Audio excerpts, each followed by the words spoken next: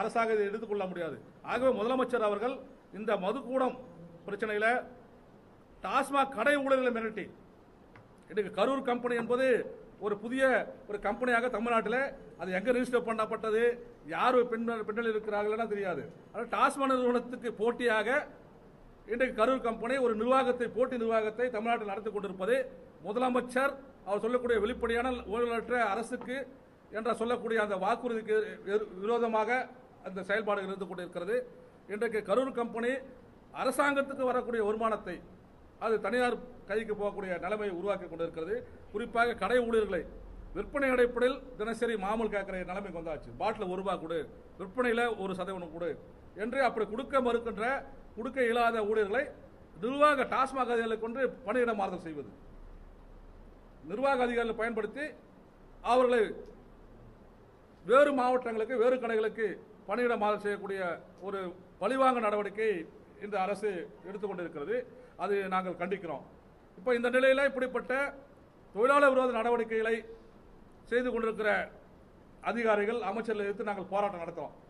இப்போ எந்த அளவுக்கு போயிடுச்சுன்னா தொழிற்சங்க உரிமை அதன் கூட்டுப்பேர உரிமையை நசுக்கின்ற வகையில் கடந்த 2 தினங்களுக்கு முன்பு டாஸ்மாகுடைய மேலாண்மை இயக்குனர் ஒரு சுற்றறிக்கை வெளியிட்டிருக்கிறார். தொழிற்சங்க சார்ந்தவர்கள் பல்வேறு போராட்டத்துக்கு போறாங்க, கூட்டங்களுக்கு போறாங்க, கடையில் இருப்பதில்லை. இன்னைக்கு டாஸ்மாக் அதிகாரிகள் எத்தனை பேர் அலுவலகங்களில் செயல்பட்டு இருக்காங்க? மாவட்ட அதிகாரிகள், மண்டல அதிகாரிகள் அலுவலகத்தில் இருப்பதில்லை.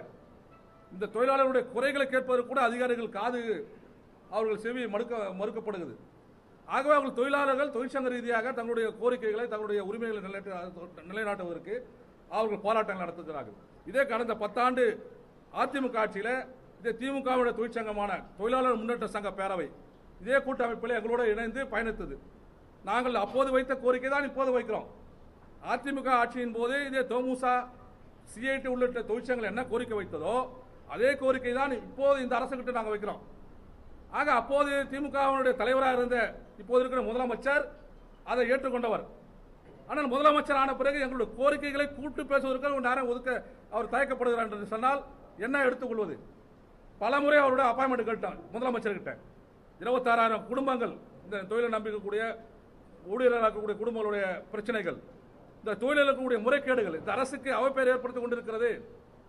ஆளுங்கட்சியினர் குறிப்பாக சட்டமன்ற உறுப்பினர்கள் வட்ட செயலாளர் அத்தனை பேருடைய பணம் பறிக்கிற ஏற்பாட்டாக டாஸ்மாக் கடை மாற்றப்பட்டிருக்கிறது.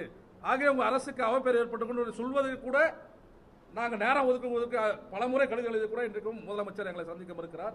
இது தொழிலில் இழிவான தொழிலை நினைக்கிறார் இல்லை. இந்த தொழிலை இழிவாக நினைக்கக்கூடிய முதலமைச்சர் இந்த தொழிலை நாங்கள் விரும்பி வரல. இந்த தொழிலாளர்கள் அரசு வேலை என்று நம்பி வந்தோம், படித்த பட்டதாரிகள் இந்த வேலையை நம்பி வந்தோம். ஆனால் இன்றைக்கு இந்த தொழிலை இழிவாக நினைக்கணும், இதில் கூட வருமானத்தை நீங்கள் இழிவாக நினைக்கணும். ஆனால் இதில் வரக்கூடிய 36,000 கோடி உங்களுக்கு தேவைப்படுது. இந்த 36,000 கோடிக்காக உழைக்கக்கூடிய இந்த ஊழியர்களுடைய நியாயமான கோரிக்கை, என்னோட கோரிக்கைன்னு வைத்திருக்கிற கோரிக்கை இது நியாயமற்றது, சட்டத்துக்கு புறமானதுன்னு சொல்லுங்க. கோரிக்கையில் நியாயத்தை ஏற்றுக்கொண்டு தான் உங்களுடைய தொழிற்சங்கமே எங்களோட இணைந்து கொண்டிருந்தது. ஆனால் இப்போது அந்த கோரிக்கைகளை நிறைவேற்ற மறுக்கிறது என்று சொன்னால் நாங்கள் போராட்டத்தை தவிர வேறு வழி கிடையாது. இன்றைக்கு மேலாண்மை இயக்குனர் அறிவித்திருக்கிற அந்த தொழிற்சங்க விரோத அந்த சுற்றறிக்கை திரும்ப பெற வேண்டும். அதே போன்று கரூர் கம்பெனி என்ற பெயரில் எங்கள் கடை ஊழியர்களை மிரட்டக்கூடிய போக்கை கைவிடப்பட வேண்டும். அப்படி இல்லை என்று சொன்னால் டாஸ்மாகில் இதர தொழிற்சங்கங்களை இணைத்துக் கொண்டு நாங்கள் இந்த அரசுக்கு எதிரான போராட்டத்தை முன்னெடுப்போம் என்பதை தெரிவித்துக் கொள்கிறோம். டாஸ்மாக் ஃபெடரேஷன் 2003 டாஸ்மாக் வியாபாரத்தை ஆரம்பித்தாங்க. இந்த நிறுவனம் தமிழ்நாடு வாணிபர் கழகத்தின் மூலமாக தமிழ்நாடு ஸ்டேட் மார்க்கெட்டிங் கார்பரேஷன் தான் இந்த நிறுவனத்தை நடத்துகிறாங்க. இந்த நிறுவனத்துக்கு மேலாண்மை இயக்குனர் உண்டு, IAS அதிகாரி. ஆனால் அப்படி நடத்தக்கூடிய இந்த நிறுவனத்தில் 25,300 பேர் ஒர்க் பண்ணுறாங்க த்ரூ அவுட் த ஸ்டேட், மாநிலம் முழுசும். ஆனால் இந்த தொழிலாளருக்கு ஷாப் அண்ட் எஸ்டாப்ளிஷ்மெண்ட் ஆக்ட் பொருந்தாதுன்னு சொல்லிட்டு எக்ஸம்ஷன் வாங்கியிருக்காங்க மாநில அரசு. எந்த வகையில் அது சரி? கடைகள் மற்றும் நிறுவனங்கள் சட்டம் கடைகள் மற்றும் நிறுவனங்களை நடத்தக்கூடிய மாநில அரசுக்கு சொந்தமான நிறுவனம் அந்த சட்டத்திலிருந்து விதிவிலக்கு பெற்றுள்ளது என்பது ஒரு விதமான ஊழியர் விரோத நடவடிக்கை. எப்படி கொடுத்தாங்கன்னு தெரியல. அதையும் நாங்கள் சேலஞ்ச் பண்ண போகிறோம். தமிழ்நாடு முழுவதும் வேலை செய்யக்கூடிய இந்த டாஸ்மாகில் பார் இருக்கு. முன்னாடி கவர்மெண்ட்ல இதில் உரிமம் உண்டு, லைசன்ஸ் உண்டு. அந்த லைசன்ஸ் பணம் கவர்மெண்ட்டுக்கு போகும், கவர்மெண்ட்டை மானிட்டர் பண்ணுறாங்க. அதெல்லாம் எக்ஸ்பைரி ஆனால் திருப்ப டெண்டர் விடுவாங்க, புதுசாக லைசன்ஸ் எடுப்பாங்க.